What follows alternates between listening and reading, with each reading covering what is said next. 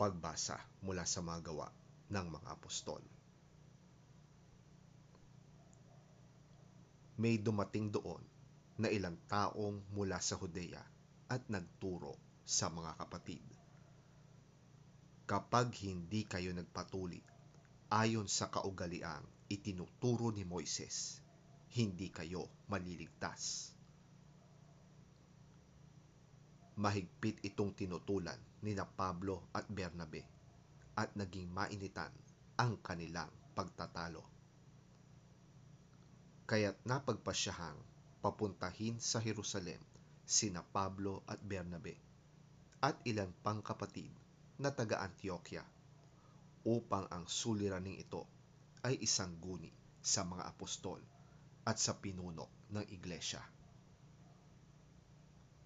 Isinugo nga sila ng iglesia at pagdaan nila sa Phoenicia at Samaria, ibinalita nila roon na marami ng mga hintil ang nahikayat sa pananampalataya. Ito na may labis na ikinagalak ng mga kapatid. Pagdating nila sa Jerusalem, malugod silang tinanggap ng mga apostol, ng mga pinuno, at ng buong iglesia. Isinalaysay nila ang lahat ng ginawa ng Diyos sa pamamagitan nila. Ngunit tumayo naman ang ilang mananampalatayang kabilang sa pangkat ng mga Pariseo at kanilang sinabi, kailangan tuliin at utusang tumupad sa kautusan ni Moises ang mga hintil na sumasampalataya. Nagpulong ang mga apostol at ang matatandang namumuno sa iglesia upang pag-aralan ang suliraning ito.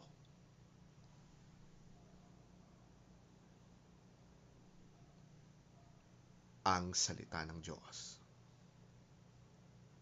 Salamat sa Diyos. Ang mabuting balita ng Panginoon ayon kay San Juan. Papuri sa iyo, Panginoon. Ako ang tunay na puno ng ubas at ang aking ama ang tagapag-alaga. Inaalis niya ang bawat sangang hindi nagbubunga at kanya namang pinuputulan at nililinis ang bawat sangang nagbubunga upang magbunga pa ng lalong sagana.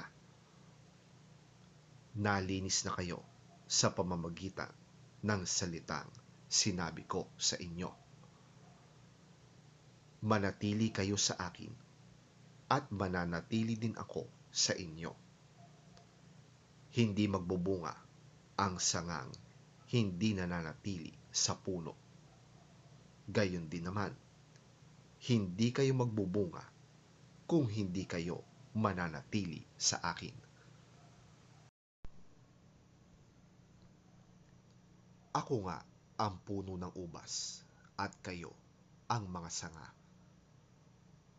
Ang nananatili sa akin at ako sa kanya ang siyang nagbubunga ng sagana, sapagkat wala kayong magagawa kung kayo'y hiwalay sa akin. Ang hindi nananatili sa akin ay matutuyo at itinatapon gaya ng sanga. Ang ganoong mga sanga ay tinitipon, inihahagis sa apoy at sinusunog. Kung nananatili kayo sa akin at nananatili sa inyo ang aking mga salita, hingin ninyo ang anumang nais ninyo at ibibigay yon sa inyo.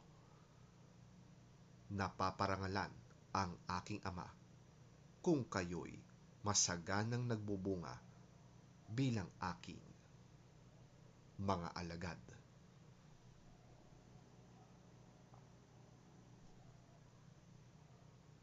Ang mabuting balita ng ating Panginoon. Pinupuri ka namin, Panginoong Hesukristo.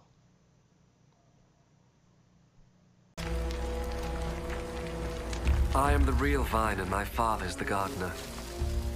He breaks off every branch in me that does not bear fruit, and he prunes every branch that does bear fruit, so that it will be clean and bear more fruit. You have been made clean already by the teaching I have given you. Remain united to me, and I will remain united to you.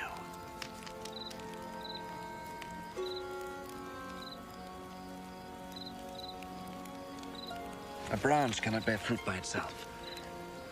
It can do so only if it remains in the vine. In the same way, you cannot bear fruit unless you remain in me. I am the vine, and you are the branches. Those who remain in me and I in them will bear much fruit, for you can do nothing without me.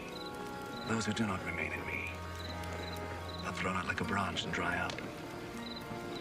Such branches are gathered up and thrown into the fire, where they are burned. If you remain in me and my words remain in you, then you will ask for anything you wish, and you shall have it. My Father's glory is shown by your bearing much fruit, and in this way you become my disciples.